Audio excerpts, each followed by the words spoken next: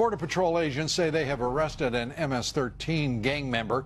He illegally crossed the border near Calexico in California. The Honduran gang member claims to have traveled through Mexico with the Migrant Caravan. Meanwhile, in Tijuana, the mayor of that Mexican border town says he has only enough resources to assist the thousands of migrants from Central America camped in and near his city for just a few more days before the city's treasurer goes broke. The city treasurer, by the way, claiming they've been spending about $30,000 a day because of the caravan arrivals. They're looking to the federal government of Mexico for help. It sounds a lot like America, doesn't it? Joining me now to take up the caravan crisis at the border, the president's threats to shut down the government if Congress fails to pay for his border wall, Congressman Andy Biggs of Arizona, member of the House Judiciary Committee, the House Freedom Caucus. And Congressman, always good to talk with you. Let's start with this mess on the border. Do you think the president has successfully illustrated to the Mexican government and incoming President Manuel Lopez Obrador that this is Mexico's problem before it's ours? I think he's done a great job trying to communicate that. Talking about shutting down the border is important. I think this bully pulpit that the president has exercised really is setting the tone. And at some point, I mean, we thought there was a deal last weekend, right, that Mexico was actually going to keep these folks. And it looks to me like they're trying to keep them, but they're not closing down their southern border yet. And they need to do that.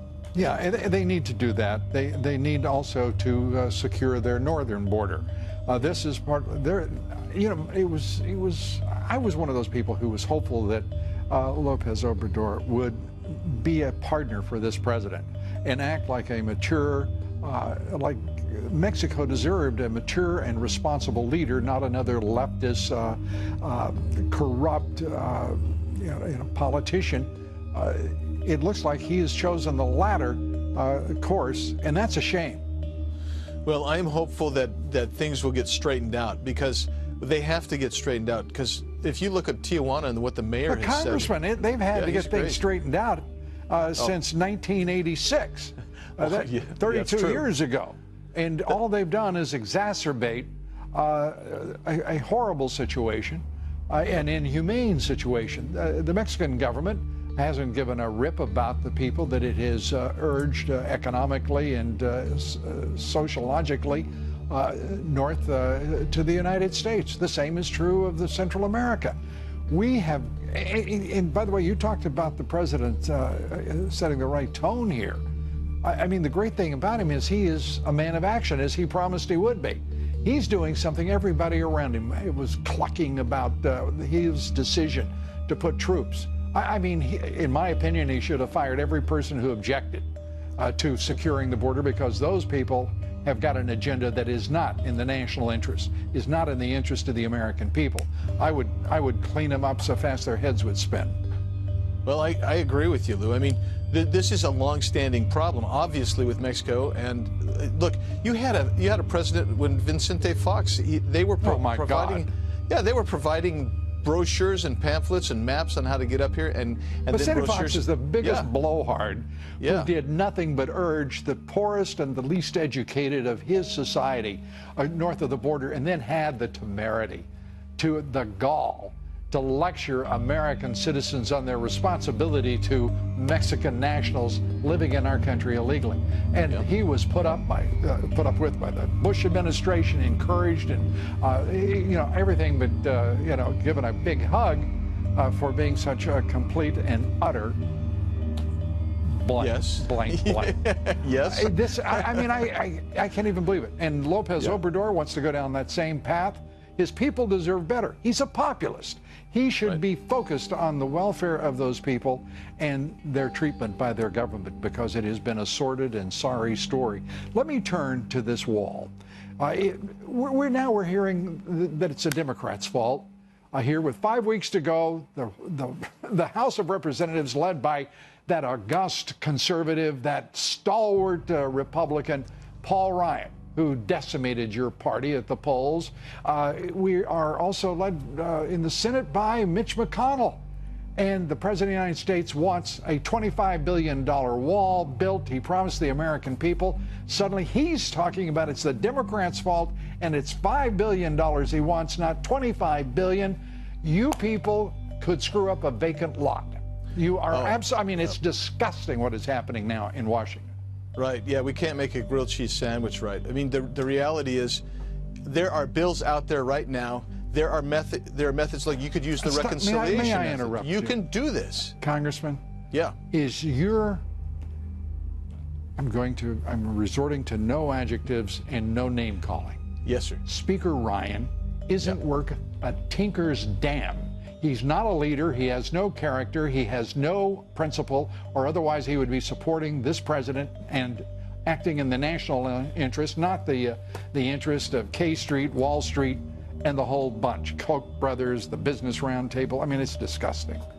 Are you guys going to be able to get $25 billion in the president's hands without any strings? I love the idea of Congress with its strings. Paul Ryan and these fools he serves, the American people should, I mean, it's just disgusting. Yeah. Are you going to get it done? You want my Yes, I will shut up opinion? And you can give us the answer. You want my honest opinion? My honest opinion is we're not going to get it done. We're not going to get the $25 billion. We're not going to get my bill through. Look, you could use Kevin McCarthy's bill. There are so many ways to get this done. You could do it through reconciliation. Why $5 billion? Why not $25 billion? It should be $25 billion. Because $5 billion means it's a 10-year project. I mean, idiots could figure that out. And by the way, you've got so many of them in both parties on Capitol Hill. It's astonishing. Yeah, well, look, we should be doing $25 billion. We should have done it 6 months ago. We should have done it a year ago. We should have done it 18 months ago. We've got 5 weeks left. Why didn't you guys 5 weeks left. Why didn't you get Paul Ryan out before he could destroy the party? Why did you let him sit there? I'm just curious. Well, look at where the votes are, Lou. It's always about votes and where are the votes. And I'm one vote, you know. And no, I know that. The bottom line is this is the direction that it went. And so I'm trying to make the best of a bad situation. No, and I understand. Continually and you're a good urge man, and you are a principled congressman, and that makes you definitely in the minority, irrespective of the party that's in charge. Yeah, it's driving me crazy. Drive me crazy, Lou. Well, it's driving us all crazy. You can imagine what the president's thinking in the damn fools who are sitting there pushing him to take a $5 billion installment on a 10-year project. Yeah. This is pretty sad. What is the quality of the people around this president? They're appalling. Yeah. As you know. Congressman Andy Biggs, thanks for putting up with all you put up with there on Capitol Hill and occasionally on this broadcast from time to time. I look forward to your next visit. Thanks. It's always good to be with you. Thanks. Appreciate it. Hazleton, Pennsylvania is home to 25,000 people. Once a majority white mining town, inter-ethnic resentment is on the rise. Over the course of just 15 years, Hispanics have become the majority ethnic group here, up from 5% to 52% of the town's population. Bob and Tom were born and raised in Hazleton. They say they no longer recognize the streets they grew up in. It's just not our town. No. We don't know anybody. We don't know anybody in these stores. We don't know who they are.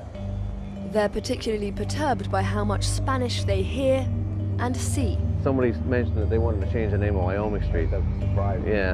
In what? To some Spanish name. We used to joke about being a minority in this little town. It's no joke anymore. There is still one place that feels like home for some white residents, the Hazleton Museum.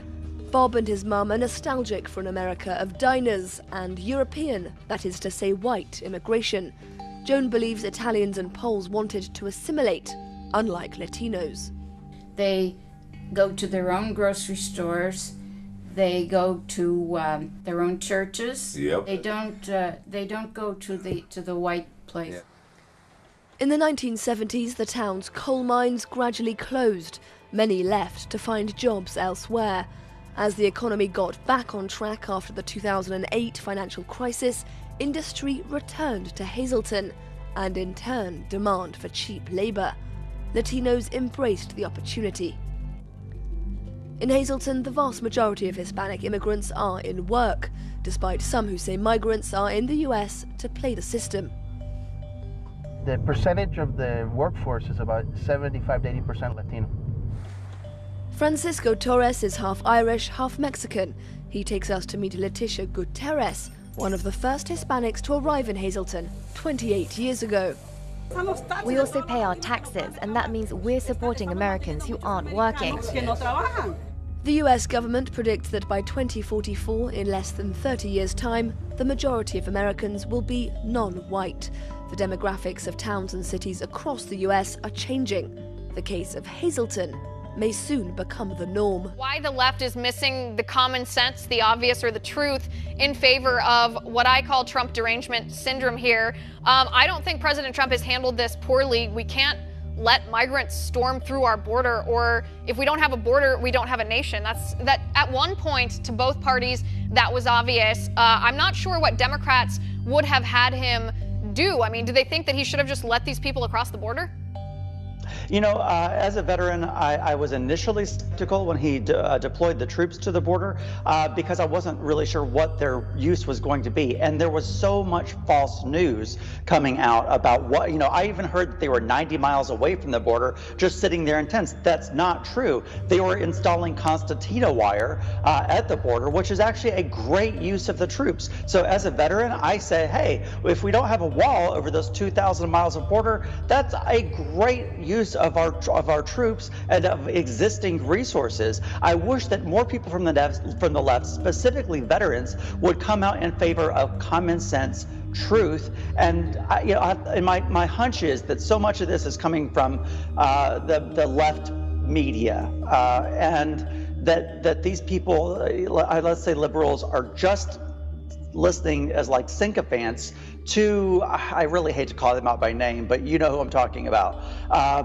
And that's where they're getting their talking points. And I think some of these politicians are doing the exact same thing. And it's just a false narrative that plays on emotions. And the reason they do it is for money. They're making money by getting these ratings over these emotionally wrenching stories that don't tell the exact truth. Can we please put this man in charge of the Democratic Party? Dear God, our country would be a lot better off. As these migrants clash with U.S. troops at the border, a local family here is continuing to fight to stay in the United States. And Brightside's Emerald Morrow is live at the ICE office in Tampa. Emerald, this is a tough time for this family who's been here in the U.S. for 25 years.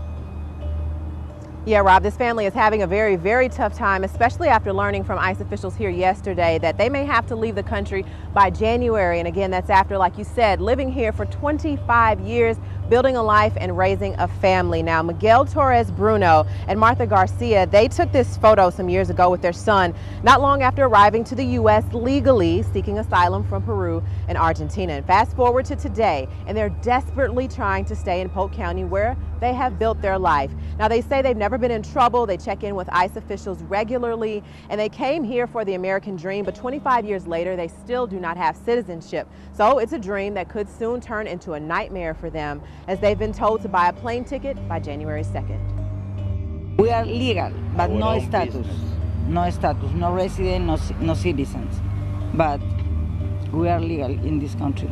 We love USA. We come for the American dream, and we pay the price. And that price could mean heading back to a country where they have no family, no job, or any housing prospects. Absolutely nothing. We are a good people, and we can prove that one. It's a fact. Our family lives here in this. Our family lives here in this country. Everybody is citizen. We have 14 people in my family. We don't have nobody in Peru. We don't have house in Peru. We don't have family. We don't have job. We don't have nothing. Now, the couple says they also both have medical issues, and sending them back to South America could be a death sentence for them both. Now, meantime, the president says he is willing to risk a government shutdown to get funding for the border wall. Back to you.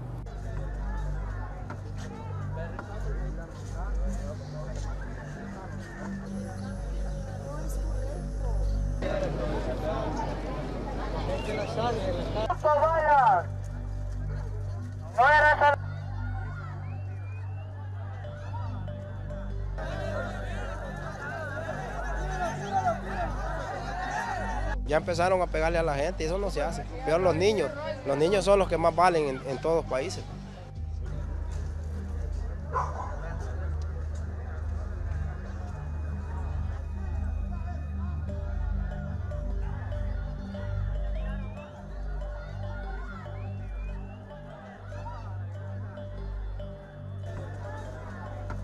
Todos sabemos que Donald Trump no nos ve como seres humanos, nos ve como animales y obviamente eso es como nos va a tratar.